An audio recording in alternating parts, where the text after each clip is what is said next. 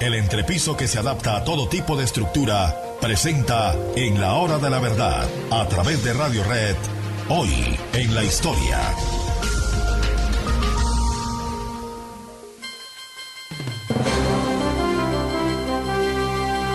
Hoy en la historia tenemos que recordar un personaje muy especial porque no hubo otro que se le pareciera en la época de la colonia. En nuestra historia se divide en una conquista primero, fue la época de los grandes conquistadores y de los grandes constructores, fundadores de pueblos. Sebastián de Belalcázar, por ejemplo, Gonzalo Jiménez de Quesada, los que concurrieron después a la Sabana de Bogotá, el mariscal Jorge Robledo, que tenía sede en Cartago y también en Antioquia, la época de los conquistadores que va hasta el año de 1550 y ahí empieza la época de los presidentes, donde hay uno muy famoso, Andrés Díaz Venero de Leyva.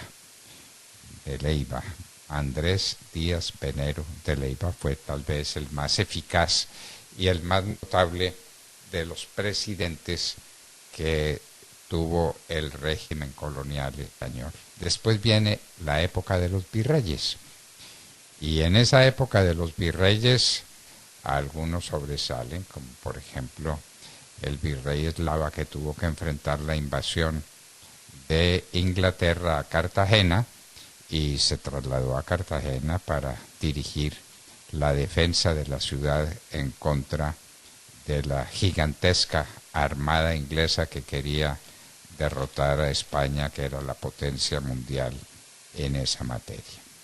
Pues entre los virreyes y ya al final del virreinato, porque estamos hablando de 1782, una fecha muy importante en la historia de los virreyes, en la historia de este virrey, muy especial, muy particular. ¿Qué tenía de especial? Que era al mismo tiempo arzobispo católico. Antonio Caballero y Góngora, arzobispo católico, virrey de la Nueva Granada, en aquella lejana época, no demasiado anterior a 1810, cuando estalla el proyecto revolucionario con el virrey Sámano. Pero Antonio Caballero Góngora tuvo que enfrentar una sublevación muy importante, que fue la sublevación de los comuneros.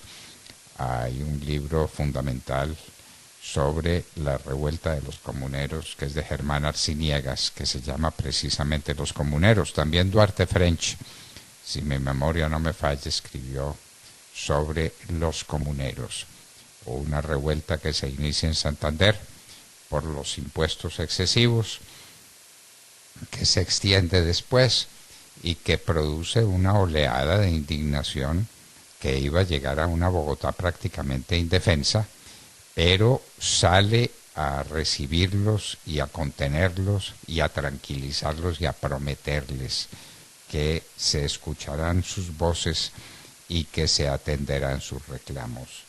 El arzobispo virrey Antonio Caballero y Góngora.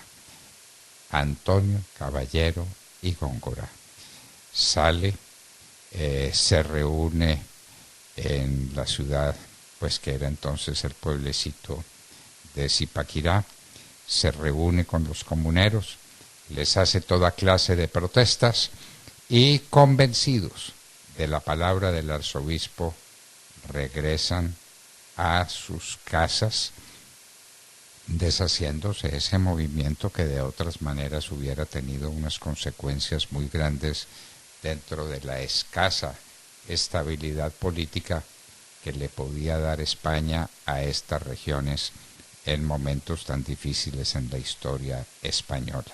Antonio Caballero y Góngora, el arzobispo virrey. ¿Qué sucedió? Que el arzobispo virrey, después de una misa solemnísima a la que concurrieron los comuneros y a la que concurrieron los compañeros de Caballero y Góngora en la conducción de los negocios del virreinato de la Nueva Granada, todos concurrieron, Se hicieron las paces y Caballero y Góngora volvió a Bogotá. Y lo cierto, la verdad, es que no se cumplió con lo que se les había prometido a los comuneros. Y ahí viene la segunda revuelta de los comuneros. Pero la primera termina por la intervención de Antonio Caballero y Góngora, el arzobispo virrey, arzobispo de la Iglesia Católica, virrey por disposición del rey de España. La historia de los comuneros es la que se confunde con su mandato, una historia de muy triste desenlace, donde queda comprometida la palabra del arzobispo y del virrey, porque lo cierto es que no se cumplió con lo prometido cuando se encontraron el arzobispo virrey y los comuneros en la ciudad de Zipaquirá.